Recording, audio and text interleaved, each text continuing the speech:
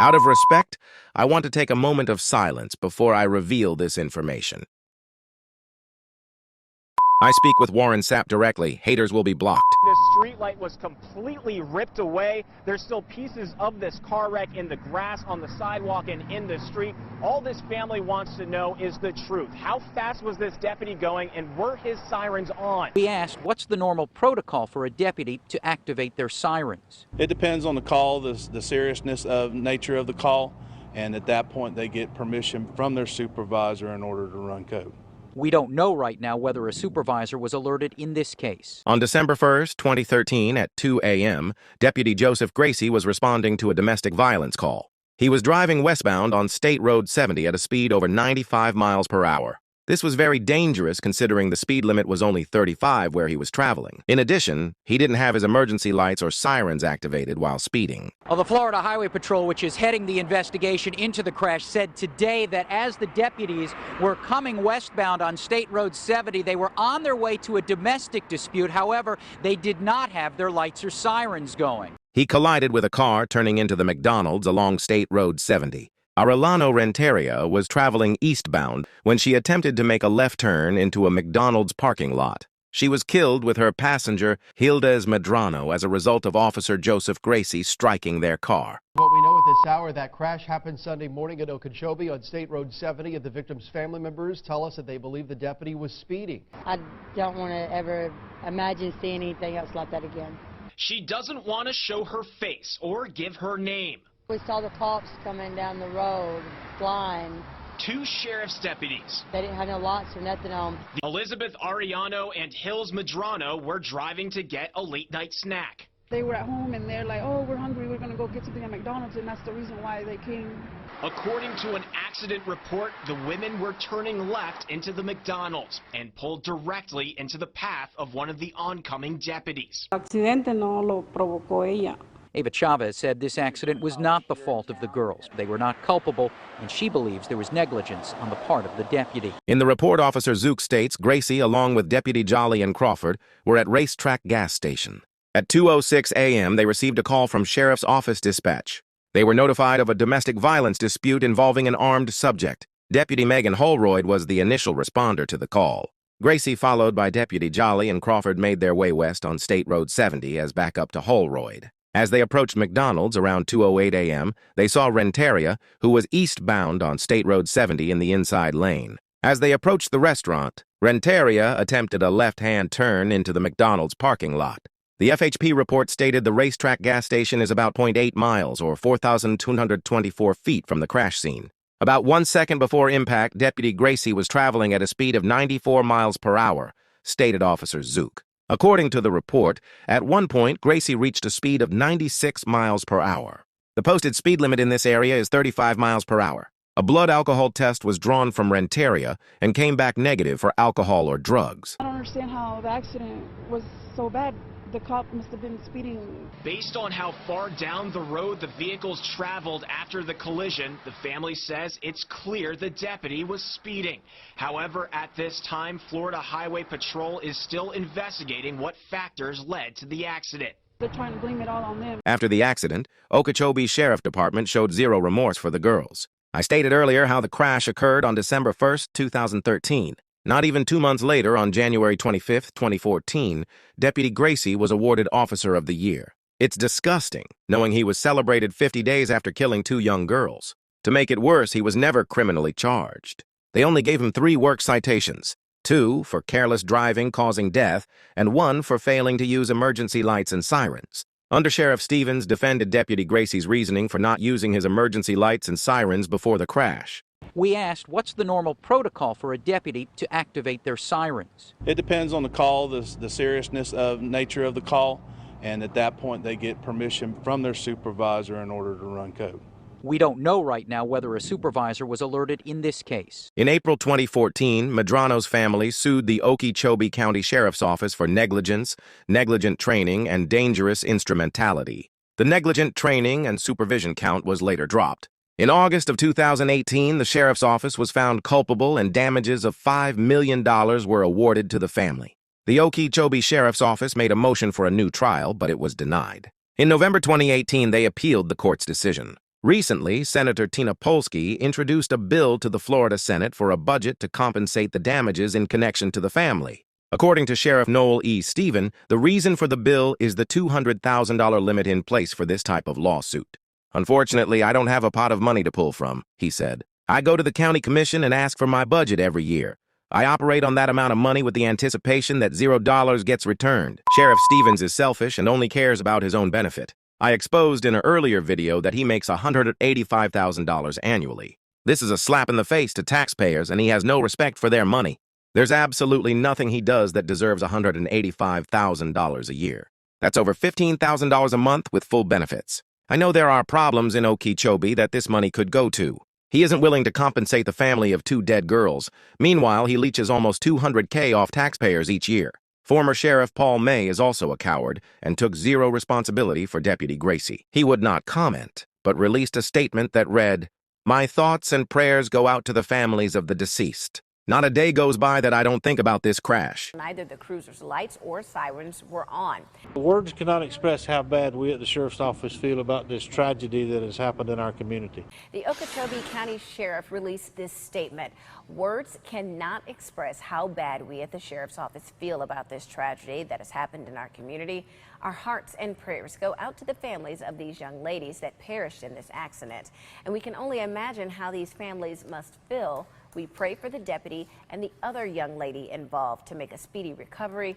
This accident is under investigation by the Florida Highway Patrol, and we will cooperate with FHP in every facet of this investigation. On June 9, 2023, Florida Governor Ron DeSantis approved a claims bill. It ordered the Okeechobee County Sheriff's Office to pay the family of Hilda Medrano. The Florida House of Representatives and the Senate approved the bill in April 2023. The legislation ordered the Okeechobee County Sheriff's Office to pay the family $1.2 million after their $5 million was appealed. The bill notes the Sheriff's Office will make yearly payments of $300,000 to the family. The first payment was scheduled to be made 30 days after the bill went into law in 2023. The remaining payments will be made by July 1st of each of the following years. It's sad to know the Sheriff's Office got away with paying just $1.2 million. Bruce Harrison in the state attorney's office said the case did not warrant criminal charges. He said the deputy's actions did not rise to the level of conscious and intentional indifference to consequences. Harrison added that the street was well lit and there were optimal driving conditions. As for Deputy Gracie, injuries from the crash forced him to retire. He has since moved out of state. It's scary to think an officer can kill 2 people and not even be charged. He was going 96 in a 35 without his lights or sirens activated. If he was a normal citizen, he would most likely be thrown in jail without bond. But they allowed him to continue his life like nothing happened, and even awarded him Officer of the Year just 1 month after. I genuinely feel sorry for the family of the victims. Hildra was only 21 and has so much life in front of her. She worked at Home Depot while studying to become an X-ray tech. Her mother expressed how much the crash devastated their family. "We miss her every day, her laugh, her bubbly personality, and most of all, the person she would have become. We hold on to every memory with her, and like she used to say, cherish the moments. She'll always be in our hearts and thoughts." Show you, friends and family have come to pay their respects, leaving flowers, lighting candles. This is where the 2 cars collided early Sunday morning, taking the lives of 2 young girls well before their time.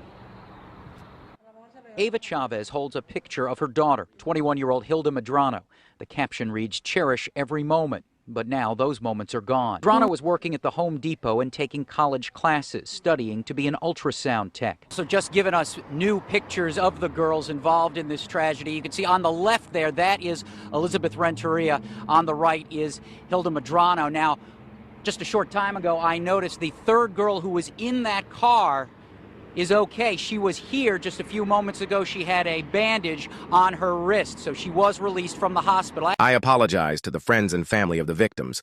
I hope this video does not rekindle your bad memories. Although this was 12 years ago, the Okeechobee Sheriff's Department is still getting away with corruption to this day. They were never held accountable, and proper justice was never served. Deputy Gracie was driving 96 miles per hour in a 35 without any sirens or lights activated. He hit their car so hard one of the girls was ejected. He went up on the curb, hit some of the signs and hit the power pole, and then started flipping. The eyewitness says the patrol car hit the Ford Focus so hard one of the women was ejected. He hit the car and the car started spinning and threw that lady out. So one of the ladies actually got thrown out of the car, you saw? Yes, sir. Ariano and Medrano were pronounced dead at the scene. The deputy was airlifted to the hospital in critical condition. It's terrifying to wonder everything they have hidden over the years. I wonder how he shows his face around town knowing all the pain and trauma he's caused. Those were two tax-paying citizens that were killed because of a careless public servant. Hildra was a hard-working, productive member of society who was loved by many. I can't believe they awarded Deputy Gracie Officer of the Year and celebrated him after killing two young women. He was literally given a trophy 1 month after killing two citizens. They have been killing people for years and make it impossible for citizens to obtain public records as proof. But before you do that, so the actual radio communications of them calling into their radios is nowhere in my thing, and I asked for that too. For the radio transmission? Yeah, like when you guys call, I need backup, I need this. There's a radio transmission, correct? Yes, sir. And that's recorded, correct? Yes, sir. I asked for those, and I didn't get those. That's what I was saying. Okay. I don't see that in your request, but I can always add it to it. How about this, Eric? Every time I've made these requests, I have them recorded because I did them at your office. I did it that day when Andrea was there, and she typed it up and sent you an email, allegedly, she says. I mean, I have it recorded. That's what I'm trying to get you to understand. For some reason, every time I go there and I ask for something, it's not written down properly, not recorded properly, and then I get, oh, you didn't ask for that. And I have a recording of me asking it for it. That's what I was doing this morning. I said, you know what, let me just go over everything because, you know, now I got a clear mind, the emotions is out of it. Now we can get to the facts and the nitty-gritty of what we're talking about. Because she was telling me about going to the portal, and I said, no, I would like it physically, and I'll come back to get it. That was on the 15th of March. That's when you requested it? Yeah. And that's when she said she'll send your request over to you because you wasn't in that day when I came to pick up the body-worn cameras and, my first public record request. That was ready. First spoke to you on the 11th. Mm-hmm. Yeah, remember that one? And we was counting the days from the time that, from my arrest that I gave the public record request. He waited 2 days, and then you didn't start until Wednesday on the 28th. All of that. You see what I'm saying? So I went back through my footage so I can see what I do have, what I don't have, and I don't have that from her. You don't see that email that she sent you? No, I do. I do see it. Oh. The citizens of Okeechobee need to stand up against their corrupt law enforcement. The sheriff treats taxpayers like dirt, despite bringing $200,000 of their income each year. It's unfair to the younger generation to have crooked cops patrolling their streets. Once again, my heart goes out to the families of the victims involved. They were beautiful young ladies and didn't deserve to die like that. I've exposed in my recent videos the suspicious suicide of Jill Rogers. She had an affair with Sheriff Stephen while married to his deputy Adrian Rogers. Jill was executive director of communities and schools and was in serious debt from unpaid payroll taxes. Sheriff Stephen was on the leadership board and said they had a meeting with the IRS scheduled for Monday, August 31, 2015. He found Jill dead before the meeting with a gunshot to her chest. Go check out my recent videos for the full story. I'm not going to go into detail here. You guys let me know how you feel about this in the comments. Do you think the victim's family deserved more than $1.2 million? Do you think Deputy Gracie should have been charged after killing the two girls? Also, how do you feel about the death of Jill Rogers? If you enjoy this video, make sure to like and subscribe for me. I have real sources inside town who provided me with information daily. When you watch my videos, you are hearing directly from Okeechobee locals. All information in S3 Sports is from police records and sources from Okeechobee. I do not react to any other YouTubers who make videos about this. I spend my entire day breaking down police records to make accurate videos for you guys. For example, I've been up since 4 a.m. this morning, preparing this video to release at 7 p.m. this evening. I genuinely appreciate everyone who supports my videos. I noticed Sheriff has been sending bootlicking haters to my channel. All haters will be blocked and restricted from commenting on the channel. Stick around till the end of the video. I'm about to provide the police records of the crash so you can review them for yourself. Once again, rest in peace, Hilda Medrano and Elizabeth Arellano. You were taken too soon, and I can only spread awareness of this terrible tragedy. Once again, if you enjoyed this video, make sure to like and subscribe for me. This is only the beginning. I have huge videos planned for the future. Make sure you turn on post notifications. I have more unseen footage and police records coming Friday at 7 p.m. Here's the actual police records from the 2013 crash that killed the two girls. Proof Deputy Gracie drove 95 miles per hour in a 35. He was responding to a domestic violence call. Deputy Gracie didn't have his lights or sirens activated while going 95 miles per hour.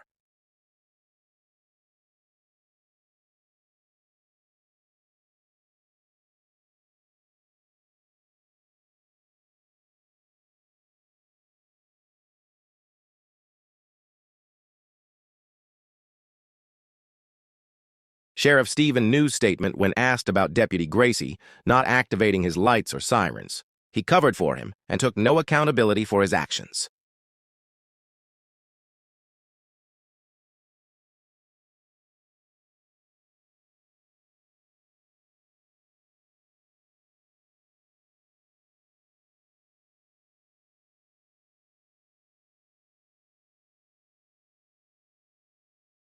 Sheriff Stephen, explanation for appealing the $5 million settlement for the victim families.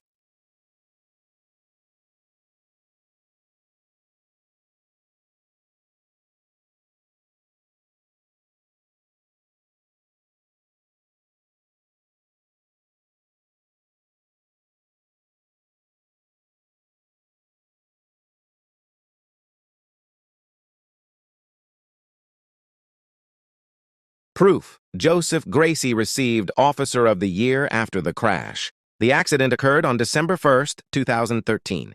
He received the award January 25, 2014.